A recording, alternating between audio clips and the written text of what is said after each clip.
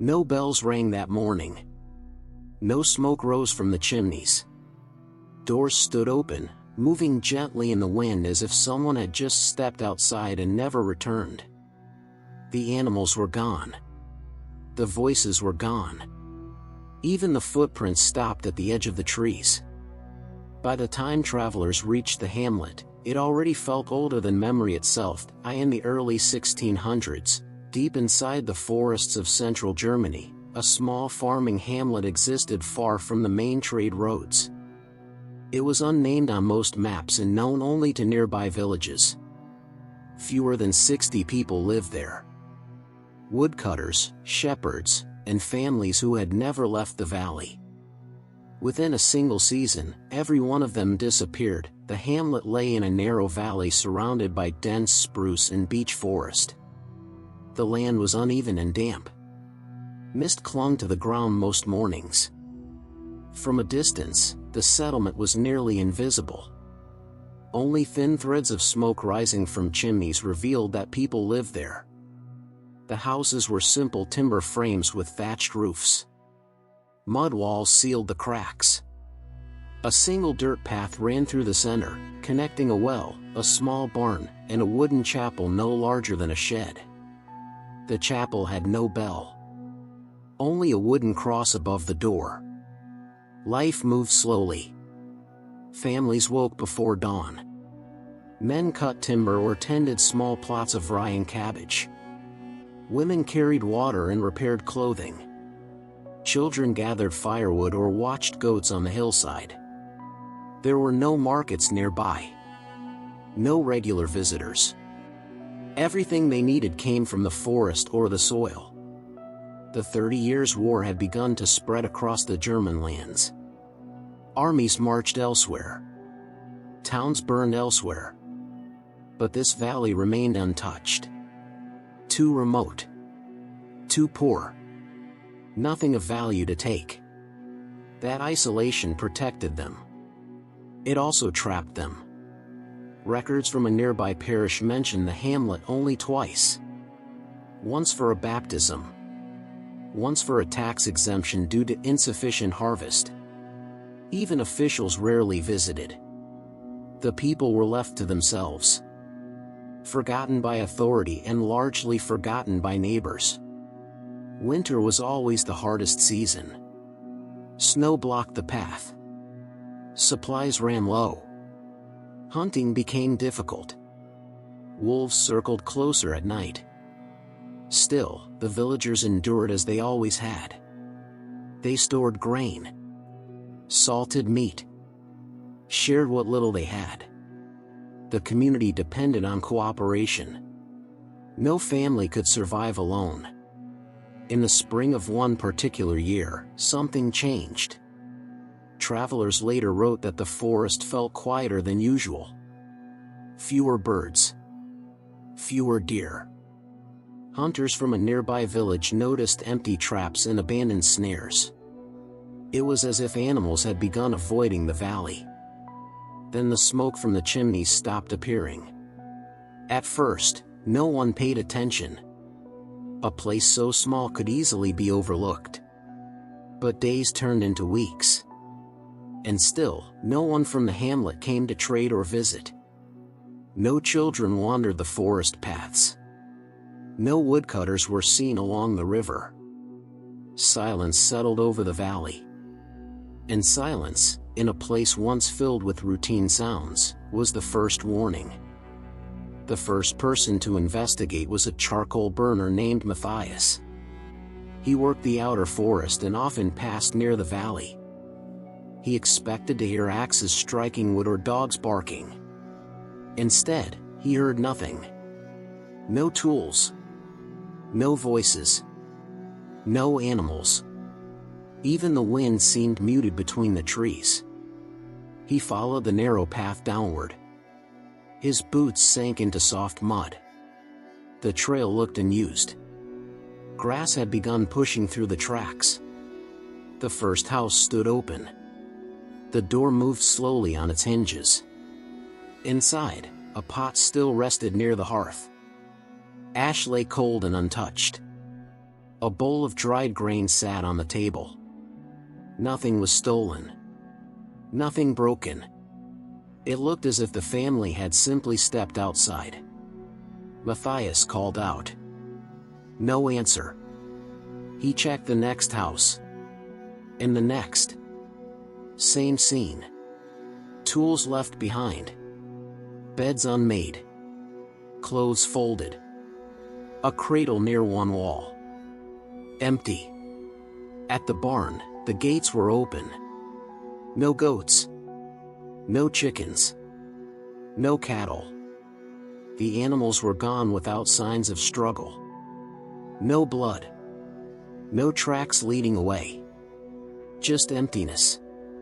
He found the well bucket lying on its side, rope still wet, as if someone had drawn water recently. That detail unsettled him most. People do not abandon water. He reached the chapel last.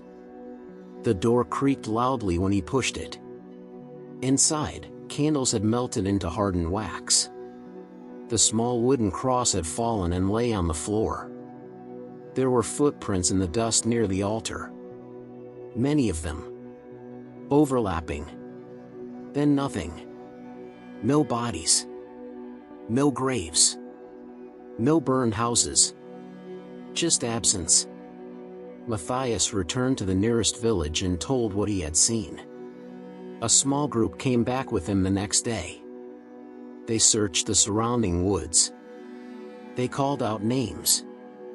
They checked the riverbanks. They found no one. But they noticed something strange. Beyond the edge of the hamlet, the ground showed dozens of footprints heading toward the forest. Men, women, children. All moving in the same direction. After 20 or 30 meters, the prints simply faded. No sign of carts. No dragged supplies. No horses. It looked as if 60 people had walked into the trees and dissolved into the earth. Rumors spread quickly. Bandits. Disease. Spirits. Witchcraft. War deserters. No explanation made sense. If soldiers had come, there would be fire. If sickness had come, there would be bodies. If famine had come, they would have taken their food. Instead, everything remained. Everything except the people. By summer, fear kept others away. The valley was avoided. The hamlet began to disappear from conversation. Late that autumn, a local magistrate finally ordered an official inspection. War taxes required accurate records. Empty settlements meant lost revenue. 2 clerks and 3 guards entered the valley at dawn. Fog covered the ground like a white sheet. They documented every structure. Counted houses. Counted tools. Counted sacks of grain still stored inside one hut. Enough food to last weeks. Perhaps months. The settlement had not starved. Inside one home, they found a table prepared for a meal. Wooden bowls arranged neatly. Bread hardened with age. A knife still stuck in the cutting board. It looked frozen in time. As if the moment had been interrupted. Not ended. Interrupted. One clerk wrote in his report, "The inhabitants departed without order or packing." No indication of forced removal. The guards searched the forest again. They followed the old trail of footprints as far as possible. The earth was harder now. Leaves covered everything. But the direction remained clear. North. Toward thicker woodland and marshland where few dared to travel. They found one more thing. A child's shoe. Small. Hand-stitched leather. Lying alone near the edge of the trees. No bones nearby. No clothing scraps. Just the shoe. It suggested panic. Or haste. Or someone carried away. The magistrate considered burning the hamlet to prevent squatters or disease. But winter approached. Snow would cover everything soon. He decided to leave it as it was and mark it abandoned in the registry. No further investigation followed. The war demanded attention elsewhere. Cities were burning. Armies were moving. Entire regions were collapsing. A missing hamlet of 50 or 60 peasants meant nothing. The officials left before sunset. The fog closed behind them. By the next snowfall, the path disappeared entirely. Roofs began to sag. Walls rotted. The well filled with leaves. Nature reclaimed the valley piece by piece. The last written record mentioned the place only as former settlement. No inhabitants. No names listed. No cause recorded. No memory preserved. In the years that followed, the valley slowly returned to silence, as if the brief presence of human life had only been a temporary interruption in the forest's long memory.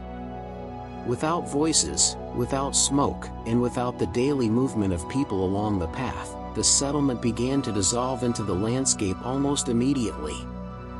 Rain weakened the roofs. Wind loosened the beams. Thatch rotted and slid to the ground. One by one, the structures that had once sheltered families collapsed inward and disappeared beneath weeds and fallen branches. The small chapel lasted longer than the houses, its wooden frame stubborn against the weather, but even it eventually gave way.